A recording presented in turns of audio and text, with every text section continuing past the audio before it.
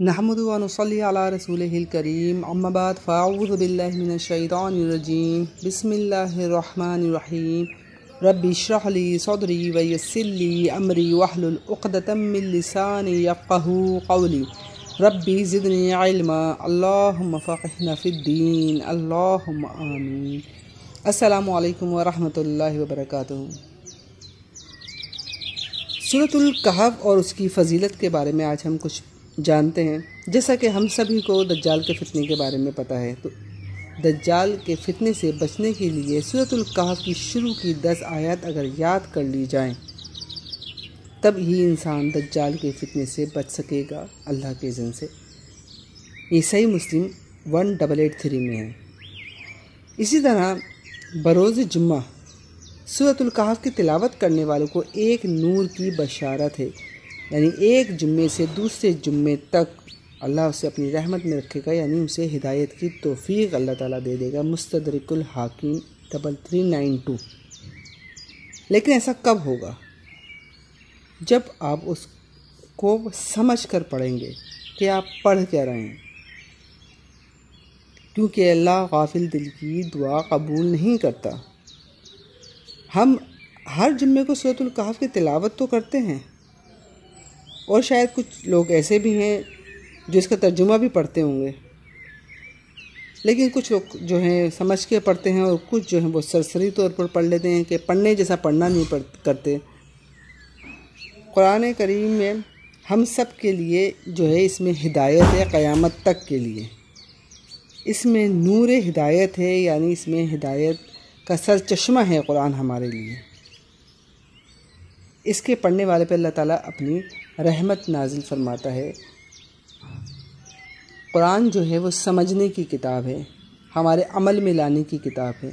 اس کا پڑھنا بھی ثواب ہے، اور عمل میں لانا اس سے زیادہ ثواب ہے، کیونکہ عمل میں لائیں گے تو ہماری اس میں دنیا بھی سنورے گی اور آخرت بھی سنور ہی جائے گی انشاءاللہ تعالیٰ۔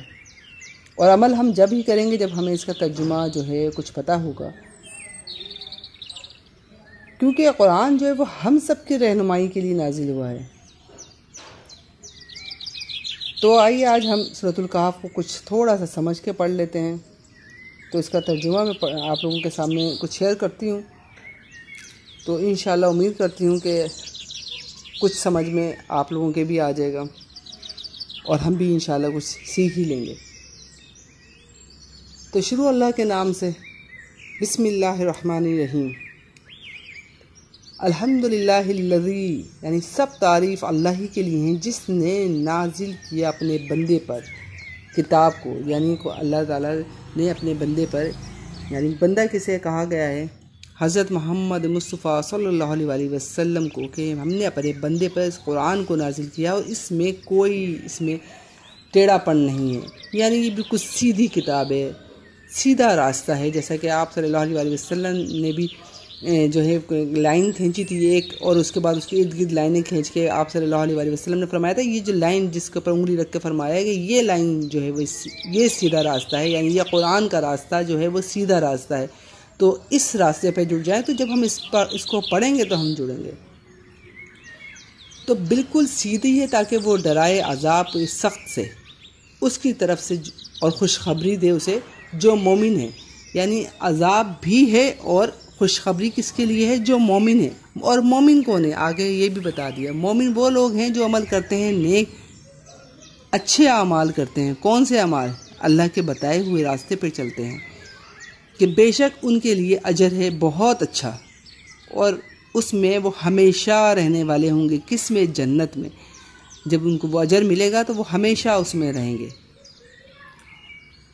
اور وہ ڈرائے ان کو جنہوں نے کہا بنا لی اللہ نے کوئی اولاد، نہیں انہیں اس کا علم کوئی بھی، اور نہ ان کے آباء و اجداد کو، اور بہت ہی بڑی بری بات ہے جو یہ ان کے منہ سے نکلتی ہے، اور وہ کہتے ہیں سوائے جھوٹ کے کچھ بھی نہیں۔ بس شاید کہ آپ ہلاک کرنے والے ہیں اپنی جان کو ان کے پیچھے، اگر نہ وہ ایمان لائیں ساتھ کلام کے تو غم کے مارے۔ بے شک بنایا ہم نے اس کو جو زمین پر ہے زینت اللہ نے فرمایا کہ دنیا کی یہ جو زمین پہ اللہ تعالیٰ نے زینت بنایا ہے اس کے لیے تاکہ ہم آزمائیں کہ کون سے لوگ جو ہیں وہ عمل میں زیادہ اچھے ہیں۔ یہ دنیا کی زندگی جو ہے وہ اللہ تعالیٰ نے زینت سے آراستہ کر دی ہے، اور پھر اس کے بعد پھر ہمیں اللہ تعالیٰ نے فرمایا ہے کہ کون لوگ ہیں جو عمل میں اچھے ہیں۔ تو لیکن یاد رکھیں کہ ایمان کے بغیر عمل کوئی بھی قبول نہیں ہوگا، عمل وہی ہے جو ایمان کے بعد ہے۔ اور بے شک ہم البتہ بنانے والے ہیں اس کو جو اس پر ہے میدان چٹیل، یعنی زمین یا آسمان کو اللہ تعالیٰ نے فرمایا کہ ہم اس سب کو ہم چٹیل کر دیں گے، ختم کر دیں گے، بالکل برابر کر دیں گے بروز آخرت، قیامت والے دن۔ کیا سمجھا آپ نے کہ بے شک غار والے اور کتبے والے تھے ہماری نشانیوں میں سے عجیب نشانی تھے۔ اللہ تعالیٰ نے فرمایا اب یہاں غار والوں کا ذکر ہو رہا ہے کہ یہ غار والے جو تھے وہ کیا کوئی عجیب نشانی تھے اللہ کی؟ تو اس سے بھی بڑی بڑی نشانیاں اللہ تعالیٰ نے دکھائی ہیں، کوئی اتنی بڑی نشانی نہیں ہے، اس سے بھی بڑی بڑی نشانیاں ہیں۔ اور فرمایا کہ جب انہوں نے پناہ لی ان نوجوانوں نے طرف غار کے، پھر وہ کہنے لگے اے ہمارے رب دے ہمیں اپنے پاس سے رحمت اور مہیا کر، ہمارے لیے ہمارے معاملے میں ہمارے لیے رہنمائی فرما۔ دیکھیں یہاں پر غار والوں نے دعا کس سے مانگی ہے؟ اللہ تعالیٰ سے۔ مدد کس سے مانگی ہے؟ اللہ تعالیٰ سے۔ تمام انبیاء کرام جب کوئی پریشانی ان کو پہنچتی تھی وہ اللہ ہی کو پکارتے تھے وہ بھی۔ اور دیکھیں یہاں پہ اصحاب کہف بھی جو ہے انہوں نے بھی اللہ ہی کو پکارا ہے، تو ہمیں چاہیے کہ ہمیں بھی مشکل میں اللہ ہی کو پکاریں اور ان دعاؤں کے ذریعے مدد طلب کریں کہ ان دعاؤں کے ذریعے اللہ نے انہیں نجات دی تھی، تو ہم بھی ان دعاؤں کا سہارا لیں۔ دعا کون سی ہے؟ ربنا آتنا من لدنک رحمتا وہیئ لنا من امرنا رشدا۔ اے ہمارے رب دے ہمیں اپنے پاس سے رحمت اور مہیا کر، ہمارے لیے ہمارے معاملے میں رہنمائی فرما۔ دنیا کا کوئی بھی آپ کے لیے پریشانی تو آپ اس دعا کو پڑھا کریں، انشاءاللہ اللہ تعالیٰ آپ کی ضرور رہنمائی فرمائے گا۔ تو آگے اللہ تعالیٰ فرمایا تو ڈال دیا ہم نے پردہ ان کے کانوں پر غار میں 21 سال گنتی کے، پھر اٹھایا ہم نے انہیں تاکہ ہم جان لیں کہ کون سے دو گروہوں میں سے خوب زیادہ جو ہے وہ گننے والا ہے اس کو، جو وہ ٹھہرے رہے اس مدت کو۔ ہم بیان کرتے ہیں آپ پر خبر ان کی ساتھ حق کے، بے شک وہ چند نوجوان تھے جو ایمان لائے تھے اپنے رب پر اور زیادہ کر دیا تھا ہم نے انہیں ہدایت پر۔ اگر ہم ایمان لائیں اور ہم کوشش کریں تو اللہ تعالیٰ ہمیں جو ہے ہدایت پر جما دے گا اور ہمیں زیادہ کر دے گا اللہ تعالیٰ۔ اور مضبوط کر دیا ہم نے ان کے دلوں کو جب وہ کھڑے ہوئے، تو اللہ تعالیٰ آپ کو مضبوط کر دے گا اور طاقت دے دے گا۔ تو ایمان لائیں اور جو سنیں اس پر عمل کریں اور قرآن سے جڑ جائیں۔ تو اللہ تعالیٰ نے فرمایا ہے اور مضبوط کر دیا ہم نے ان کے دلوں کو جب وہ کھڑے ہوئے، پھر کہنے لگے ہمارا رب آسمان اور زمین کا، ہرگز نہیں ہم پکاریں گے اس کے سوا کسی الہ کو، البتہ تحقیق ہے ہم نے جب بات ناانصافی کی یعنی وہ جو پہلے کرتے تھے انہوں نے کہا جب ہم نے غلط ناانصافی کی بات کی۔ دیکھیں الہ، یہاں پر یہ الہ کا ذکر ہے، تو وہ الہ آگے آپ دیکھیں گے کہ ایک شخص نے اپنے خواہش نفس کو الہ بنا لیا۔ الہ صرف اللہ ہی کو نہیں، ہر وہ الہ جس کو ہم اللہ کے مقابلے میں کھڑا کر دیں گے تو وہ جو ہے وہ الہ ہی ہوگا۔ تو ایک شخص آگے ذکر آئے گا جس نے اپنی خواہش نفس کو الہ بنا لیا۔ تو آپ دیکھیں کہ کیا ہم اپنی خواہش نفس کو الہ تو نہیں بناتے؟ وہ آگے بات آئے گی، چلے ہم آگے کرتے ہیں۔ ہؤلائی، یہ ہے قومنا، قوم ہماری، انہوں نے بنا لیے اس کے سوا کئی الہ، کیوں نہیں وہ لائے ان پر کوئی دلیل واضح؟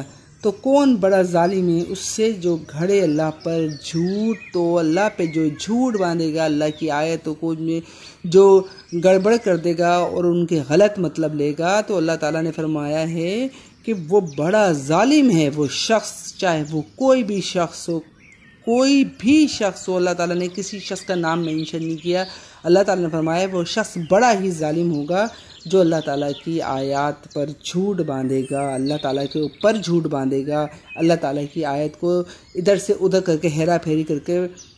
حالانکہ جب اللہ تعالیٰ نے قرآن پاک میں سیدھا اللہ تعالیٰ نے قرآن پاک میں فرما دیا ہے، ہم نے یہ پڑھنے کے لیے آسان کر دیا ہے، تو پھر ہم کیوں اسے مشکل سمجھتے ہیں؟ اسے پڑھیں، اس میں آسانی ہے، اس میں رحمت ہے، اس میں ہدایت ہے ہم سب کے لیے۔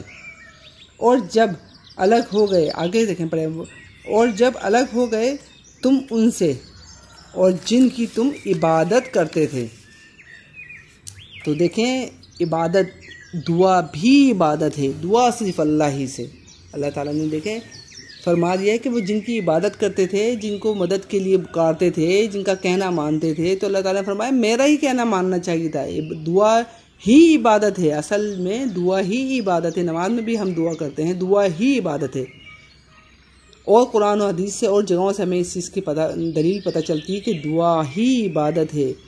اور وہ عبادت کر رہے تھے سوائے اللہ کے، تو پناہ لو طرف غار کے، وہ پھیلا دے گا تمہارے لیے رب تمہارا اپنی رحمت میں سے، اور مہیا کرے گا تمہارے لیے تمہارے معاملے میں سہولت، آسانی. اور آپ دیکھتے ہیں سورج کو جب وہ طلوع ہوتا ہے تو وہ کنارہ کر جاتا ہے اس غار سے دائیں جانب، اور جب وہ غروب ہوتا ہے تو وہ کترا جاتا ہے ان سے بائیں جانب، اور وہ ایک کھلی جگہ میں تھے اس غار کی. یہ نشانیوں میں سے ہے اللہ کی. جسے ہدایت دے اللہ تو وہی ہدایت پانے والا ہے، اور جسے وہ بھٹکا دے تو ہرگز نہیں آپ پائیں گے اس کے لیے کوئی دوست اور رہنمائی کرنے والا. تو ہدایت دیکھیں اللہ تعالیٰ یہاں پہ ہم پہ ظلم نہیں کرے گا کہ اللہ تعالیٰ یہاں پہ فرما رہا ہے کہ وہ جسے وہ بھٹکا دے تو ایسے نہیں بھٹکاتا آگے بہت جگہوں پہ ذکر آیا ہے کہ بھٹکاتا اللہ تعالیٰ فرماتا ہے جس چیز کی تم کوشش کرو گے میں تمہیں اسی میں تمہیں پھنسا دوں گا، اسی میں تمہیں لگا دوں گا. تو ہدایت پانے کی توفیق کریں گے تو ہدایت میں بڑھا دے گا، اور اگر آپ انکار کریں گے اللہ کی آیات کا اور اس کی نافرمانی کریں گے تو اللہ تعالیٰ آپ کو اسی میں دھکیل دے گا. جس چیز کی کوشش انسان کو وہی کچھ ملتا ہے جس کی وہ کوشش کرتا ہے. یہ صرف قرآن کی آپ سب جگہ پڑھیں گے، جب پورا قرآن کمپلیٹ کریں گے تو آپ کو پتہ چلے گا ہر چیز کا مفہوم اور معنی جو ہے مطلب کیا چیز ہے. اور جو یہ اپنی طرف سے بنائے ہوئے نہیں، سیدھا سیدھا ان جگہوں میں لکھا ہوا ہے. آگے پڑھتے ہیں آیت جو ہے 18. اور آپ سمجھتے ہیں انہیں کہ وہ جاگ رہے ہیں حالانکہ وہ سوئے ہوئے تھے، اور ہم ان کی کروٹیں بھی بدلتے تھے دائیں جانب اور بائیں جانب، اور کتا ان کا پھیلائے ہوا تھا اپنے دونوں ہاتھ داہنے پر. اگر جھانکتے آپ ان پر البتہ پیٹ پھیر لیتے آپ ان سے بھاگتے ہوئے، اور البتہ بھر دیے جاتے آپ ان سے روب میں. اور اسی طرح اٹھایا ہم نے انہیں تاکہ وہ ایک دوسرے سے سوال کریں آپس میں. کہا کہنے والے نے ان میں سے کتنا ٹھہرے ہم، تو انہوں نے کہا ٹھہرے ہم ایک دن یا کچھ دن کا حصہ. وہ کہنے لگے رب تمہارا زیادہ جانتا ہے اسے جو کہ تم کتنا ٹھہرے رہے. پس بھیجو اپنے میں سے کسی ایک کو ساتھ اپنے اس چاندی کے شہر کی طرف. پھر وہ چاہیے کہ وہ دیکھے کہ کون سا اس میں پاکیزہ کھانا ہے. پس چاہیے کہ وہ لائے تمہارے لیے کھانا اس میں سے، اور چاہیے کہ وہ نرمی کرے اور نہ وہ ہرگز خبر دے تمہارے بارے میں کسی کو بھی. بے شک وہ اگر وہ مطلع ہو گئے تم پر تو وہ سنسار کر دیں گے تمہیں، یا وہ لوٹا دیے جائیں گے تمہیں تو اپنی ملت کی طرف، اور ہرگز نہیں پھر تم فلاح پاؤ گے تب کبھی بھی. اور اسی طرح آگاہ کر دیا ہم نے ان لوگوں کو تاکہ وہ جان لیں کہ بے شک وعدہ اللہ کا سچا ہے، اور بے شک قیامت نہیں کوئی شک اس میں. جب وہ جھگڑ رہے تھے آپس میں ان کے معاملے میں تو انہوں نے کہا بناؤ ان پر ایک عمارت، رب ان کا زیادہ جانتا ہے انہیں. کہا ان لوگوں نے جو غالب تھے ان کے معاملے پر البتہ ہم ضرور بنائیں گے ان پر ایک سجدہ گاہ. عنقریب وہ کہیں گے کہ وہ 3 تھے چوتھا ان کا کتا تھا، وہ کہیں گے 5 تھے چھٹا ان کا کتا تھا. بات یعنی یہ جو ہے یہ پھینکتے ہوئے بن دیکھے بات کہتے ہیں. وہ کہیں گے 7 تھے اور 8واں ان کا کتا تھا.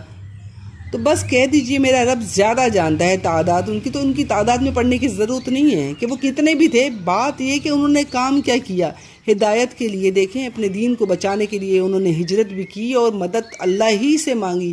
تو مقصد صرف یہی ہے کہ آپ مدد اللہ سے مانگے، غائب میں دعا صرف اللہ ہی سے مانگے. اور پھر کیا کیا آگے انہوں نے، دیکھیں کہہ دیجئے کہ میرا رب زیادہ جانتا ہے تعداد ان کی. تو تعداد میں نہ آپ پڑھیں، نہیں جانتے انہیں مگر تھوڑے کچھ ہی لوگ. تو نہ آپ جھگڑا کریں اس کے بارے میں مگر جھگڑا کرنا سرسری، اور نہ آپ پوچھیں ان کے بارے میں ان میں سے کسی ایک سے، اور نہ ہرگز آپ کہیے کسی چیز کے لیے کہ بے شک میں کرنے والا ہوں یہ کل. تو یہ انشاءاللہ تعالی جو ہے اس آیت کو ہم کور کریں گے کل انشاءاللہ نیکسٹ اپنے لیکچر پہ انشاءاللہ تعالی. تو آج کے لیے اتنا ہی کافی ہے کہ یہ جو غار والے کا قصہ جو ہم نے پڑھا ہے تو اس میں سے ہمیں سبق سیکھنے کے لیے یہ قرآن جو ہے ہمارے لیے نازل ہوا ہے کہ ہم اس میں سے کیا سبق سیکھتے ہیں کہ دعا صرف اللہ ہی سے مدد، غائب میں دعا صرف اللہ ہی سے پکاریں، لیکن نیکی اور بھلائی کے کام کی دعوت بھی دینی ہے۔ اپنے آپ کو یہ نہیں کہ ڈاکٹر کے پاس جانا ہے تو یہ بھی مدد ہو گئی، یہ اللہ سے مانگنی چاہیے، بالکل دعا اللہ سے کریں، لیکن اللہ تعالیٰ نے دنیا کو کوشش کے ساتھ جوڑا ہے تو کوشش بھی کریں، کیونکہ انسان کو وہی کچھ ملتا ہے جس کی وہ کوشش کرتا ہے۔ امید کرتی ہوں آپ لوگ کچھ سمجھے ہوں گے اور دعا کرتی ہوں کہ اللہ تعالیٰ ہم سب کو باعمل بنائے، آمین۔ اللہ